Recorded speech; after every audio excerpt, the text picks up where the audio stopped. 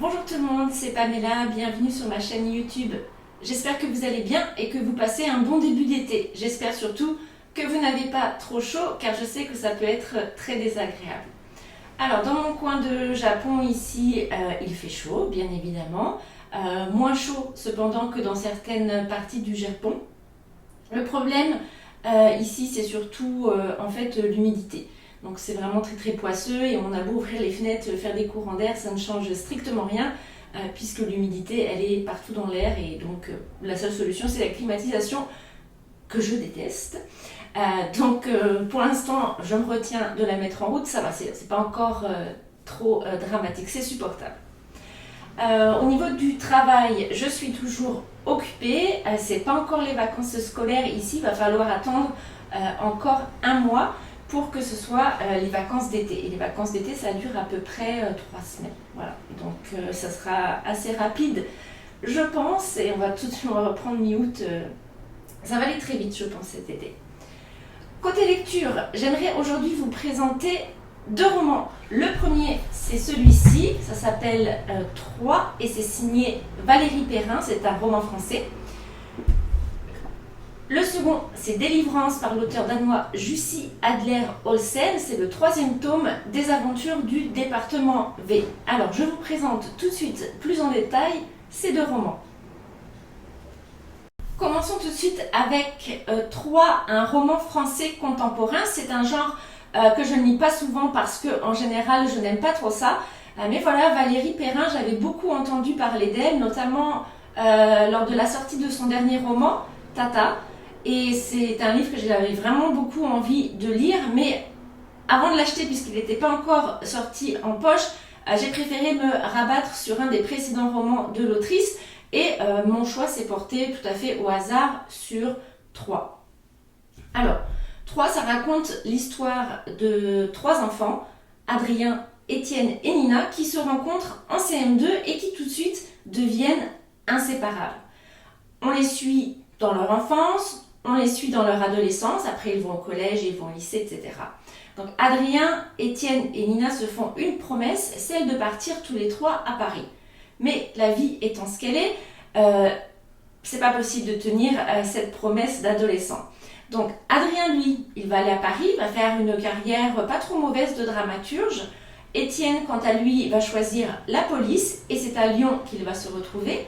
Quant à Nina, elle va avoir en fait dans la vie un drame qui fait ça l'amène à rester dans sa ville natale. Donc les 3 amis sont séparés et en plus de ça, on sait en fait en lisant le roman qu'ils ne se parlent plus, sauf qu'on ne sait pas pourquoi ils ne se parlent plus, ils ne se voient plus. Donc ça va être un petit peu l'histoire de la vie de ces 3 personnes.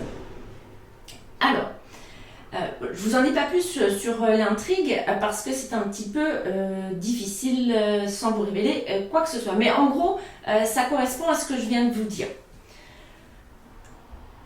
J'ai bien fait de ne pas dépenser 20 € dans Tata parce que j'ai moyennement apprécié ce livre. J'étais vraiment très déçue. Non pas parce que Valérie Perrin, c'est une autrice qui est très populaire. Je comprends que les gens aiment ce genre d'histoire et ce genre de style littéraire. Ce que je comprends pas par contre, c'est que des professionnels encensent quelque chose comme ça qui, somme toute, est assez banal en fait. Donc dans ce roman, qu'est-ce qui va pas exactement ? Déjà, il y a toute la longueur. C'est un roman qui fait quand même 760 pages et si vous prenez les 200 premières pages, il s'est absolument rien passé. Voilà, alors on alterne les chapitres, si vous voulez, entre le passé, la vie des enfants quand ils sont enfants, ados, etc.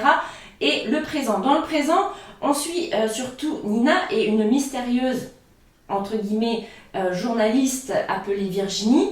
Je dis entre guillemets parce que franchement, il n'y a pas besoin d'être Sherlock Holmes pour savoir qui est exactement Virginie. Donc, 200 pages sans lesquelles il ne se passe rien, franchement, ça devient un petit peu compliqué. Ça commence à devenir intéressant à partir de 300 pages, sauf que c'est un petit peu trop tard, malheureusement, on est presque à la moitié du roman.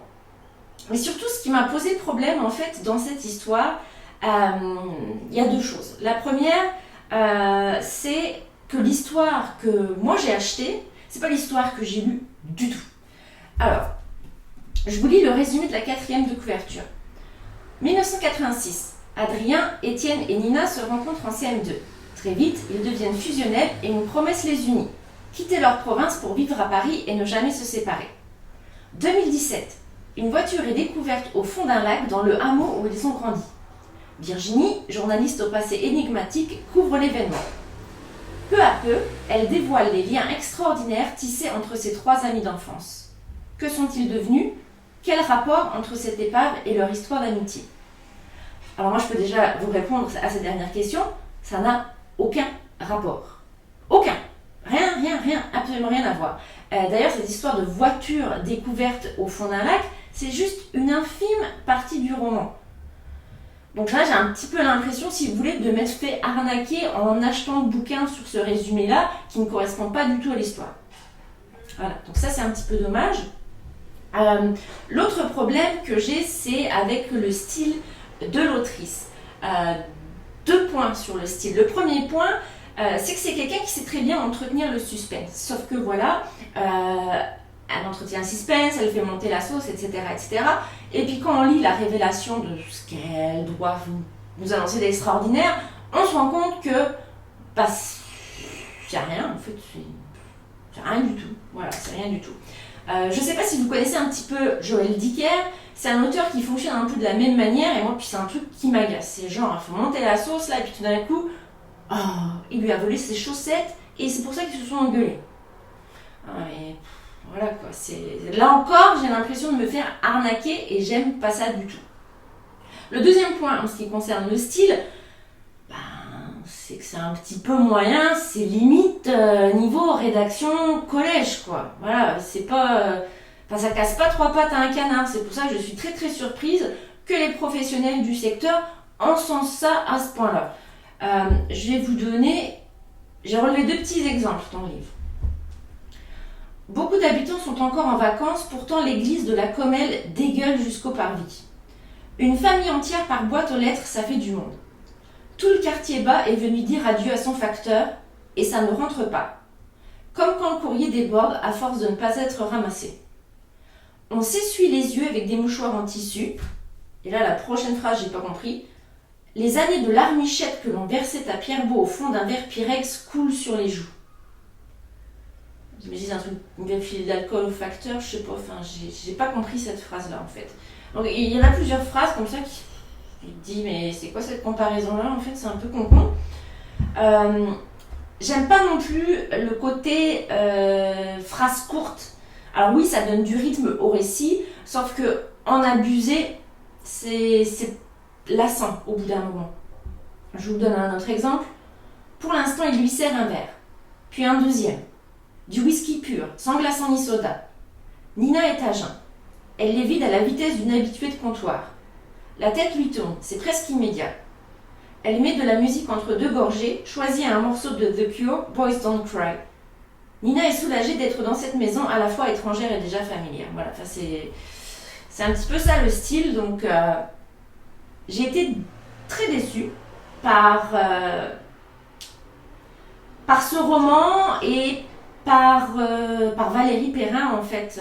L'histoire elle n'est pas désagréable en elle-même si vous voulez, bon, ça se lit bien cet été sur la plage, mais c'est pas de la grande littérature et ça correspond pas en fait à ce à quoi je m'attendais. C'est sans doute pour ça que je suis déçue. Voilà, ça n'a pas marché avec moi. Laissez-moi maintenant vous parler de Délivrance de Jussi Adler-Olsen. Alors si vous suivez mes vidéos, vous vous rappelez peut-être que j'ai beaucoup aimé le premier tome de cette série et que j'ai moins aimé le deuxième parce que c'était un petit peu trop violent à mon goût. Alors qu'en est-il de ce 3e tome des aventures du département V? Je vous donne tout de suite mon avis après vous avoir fait un bref résumé de l'histoire. Tout commence avec une bouteille à la mer qui est retrouvée au nord-est de l'Écosse. Coup de chance, cette bouteille à la mer, elle atterrit entre les mains d'un policier. Pas de bol, celui-ci la laisse de côté, meurt et puis personne ne s'y intéresse. La bouteille est posée sur une fenêtre, elle prend les rayons du soleil, ça fait de la condensation dans la bouteille, le message prend l'humidité encore pire que s'il était resté dans l'eau, ça part très très mal. Jusqu'à ce que une policière aperçoit cette bouteille, soit intriguée et décide d'en extraire le message. Alors cette femme, en regardant le message, elle comprend tout de suite que c'est assez sérieux parce que pour elle, ce message a bien été écrit avec du sang.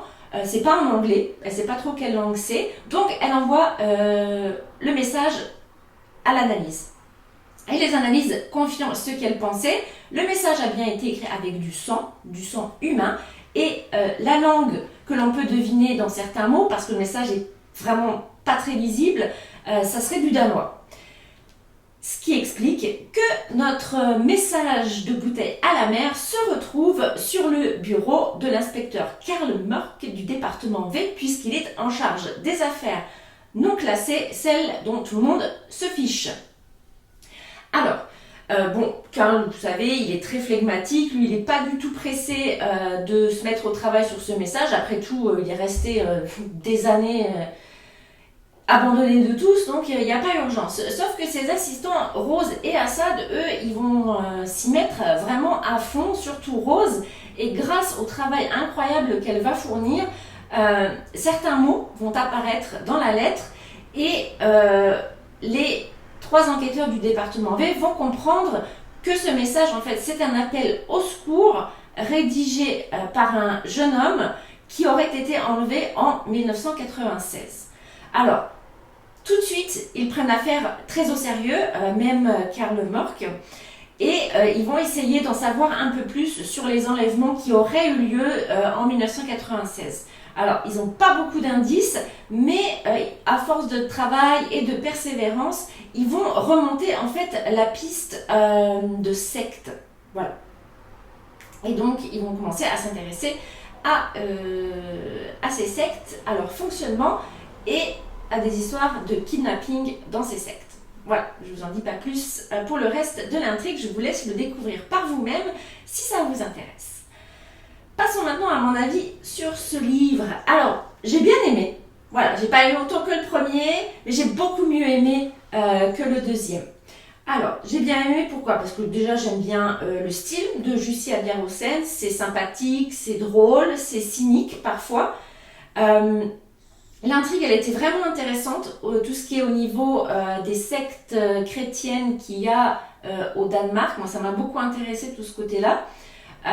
J'ai bien aimé aussi le fait qu'on puisse suivre le méchant aussi dans ces kidnappings, et que ce que j'ai encore mieux aimé à propos de ce méchant-là, c'est que il n'est pas tout puissant, et puis des fois ses victimes, elles se rebellent, et il faut vraiment qu'ils se battent aussi pour mener ces sombres projets à exécution. Donc ça j'aime bien, parce que les méchants tout puissants, c'est pas quelque chose que j'aime beaucoup. Donc ça j'ai beaucoup aimé ce côté-là, c'était jubilatoire de le voir souffrir à cause de ses victimes qui veulent pas se laisser assassiner. Elles sont trop méchantes. Voilà. Ce que j'ai moins aimé dans ce roman, il y a 2 petites choses.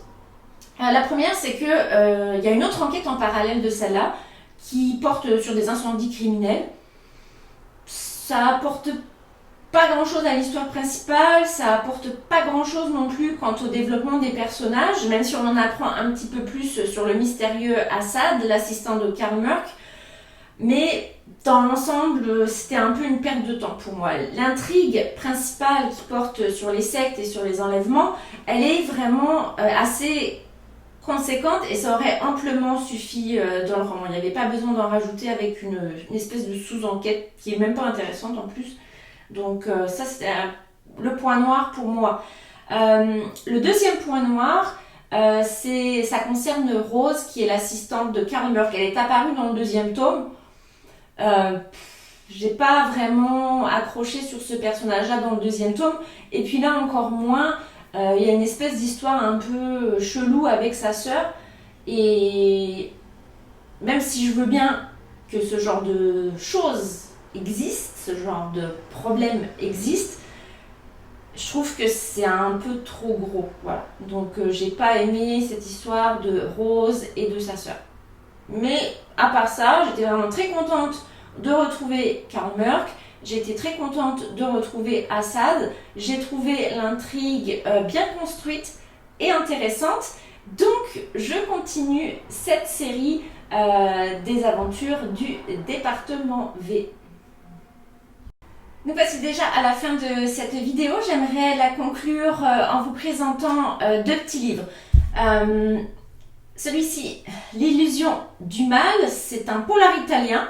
Alors, pas vraiment dans la littérature italienne.